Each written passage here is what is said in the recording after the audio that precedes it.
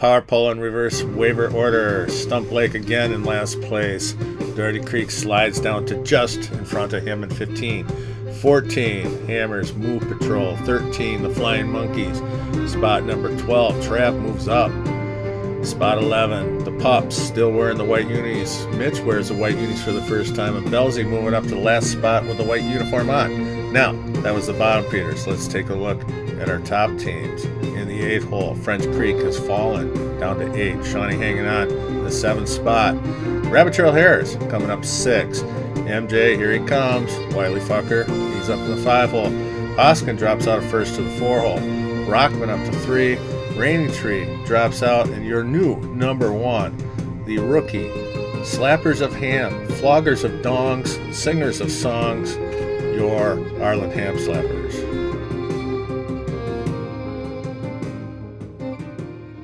Let's take a look at action in week 4. Sorry, no highlights. I'm running out of time, but I can tell you that Dirty Creek could only muster 57 points, got throttled by Rockland, who got 34 from Patty Mahomes. Baker Mayfield, 9 points. Odell Beckham, 3 points. Too bad you can't score from overthrown passes, you dumb son of a bitch. Anyway, Kareem Hunt also stealing touchdowns. He had 14 for the Derechos. Apple River wins by 5. They're involved in the closest games in the league. Stump Lake, unfortunate Stump Lake. They put up 100. Good for them. They still lost. The only 0-4 team in the league. Things will get better. There's Scotty. Not really. Rogers had 26 for you. Davis 19. And Matt Ryan 31 for the Hillbillies. That was a big difference.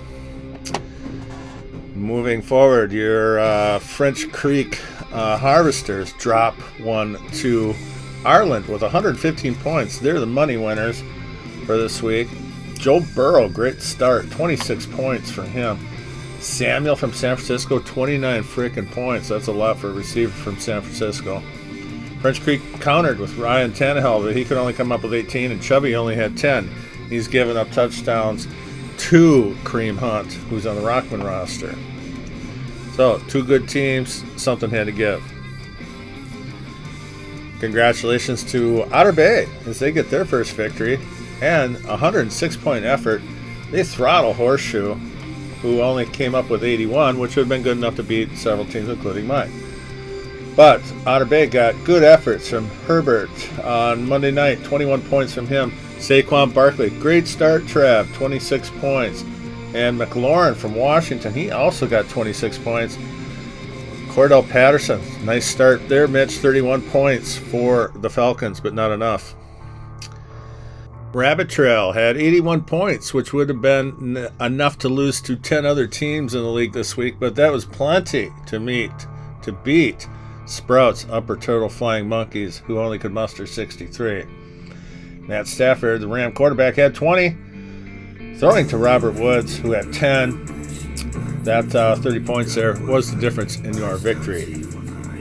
As we're getting closer to Dragons blowing up shit, we move on to 4 Mile, going just up the road and putting a beat down on Maple Grove, 104 to 85. The Brookies, Lamar Jackson, 21. But how about Tyreek Hill? Where the hell has he been? Well, all of a sudden he's here, 38.6 points. Montgomery got 22 points for the Beefers, but he's out for 4 to 5 weeks. Hurts from Philly had a decent game, 28, but it was not enough to go up there and then spank those trout fish. Hoskin Pike, big upset. How could they be the leading scorer in week 3 and then the bottom scorer in week 4? What a bunch of bullshit. Just shows you Scott is not learning much. Well, actually, he is learning a lot from his dad. Anyway. His leading scorer was Jefferson, 14 points from Minnesota. Maybe that's the problem, Scooter. Dog gets his second win in a row. Allen had another good game, but he was the only guy over 23 points. Dog would have lost to 11 other teams, but he upsets Poskin. Raining Tree remains the only undefeated team in the NBFL by beating South Doherty just by 3 points. Kyler Murray got 24 in the late game on Sunday. Jonathan Taylor, former on Wisconsin running back with 19. But it was DJ Moore for Carolina putting up 23 points. That was the difference.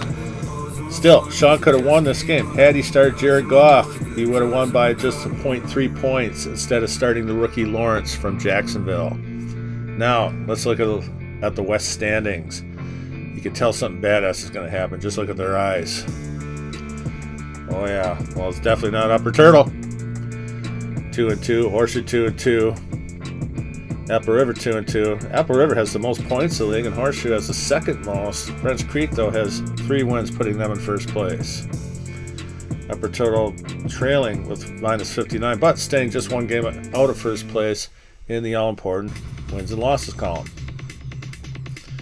To the north, the only winless team in the Northern Badger Football League remains Stump Lake, who is 0-4 and 94 points behind the leader, Ham Slappers. And then Otter Bay got their first win, 1-3. And then Rabbit Trail and Arlen tied for first place at 3-1. Rabbit Trail just 16 points out of the tiebreaker. Again, Arlen leads the entire league in scoring. Well, we're digging a javelin out of bad guy's back. Let's take a look at the East standings. Okay, come on. Coming up here, winners of 2 games in a row, but still stuck in last place in a very competitive Eastern Division. 44 points out of first. 4 Mile, they pick up a much-needed victory. 2-2, only 9 off the lead. Only 1 point behind Rockman, who's 3-1. But Raining Tree remains your only undefeated team in the league, 4-0. But very thin margins for tiebreakers. So Raining Tree needs to keep winning. Just pretty much true of anybody in this league that wants to do worth 2 shits. Anyway, let's go to the South. South lost. Every South team lost last week, including Doherty Creek, who is now the lowest scoring team in the Nbfl. Fucking pissing me off. Maple Grove 1-3. South Doherty 1-3, but South Doherty leads in scoring. Poskin is in first place with just a 2-2 record. The other 3 teams can't even get to 500 yet. And tiebreaker, this one's still up for grabs, except for maybe Doherty Creek, who is becoming Doherty Sewer very quickly. Yep, she wants nothing to do with that. Next week's action. Look at the website. Those Dragon toast everybody. This has been a presentation of the Nbfl. All rights reserved. Creepy little game ad. Finish off. 10-year anniversary. Have a good week, everybody.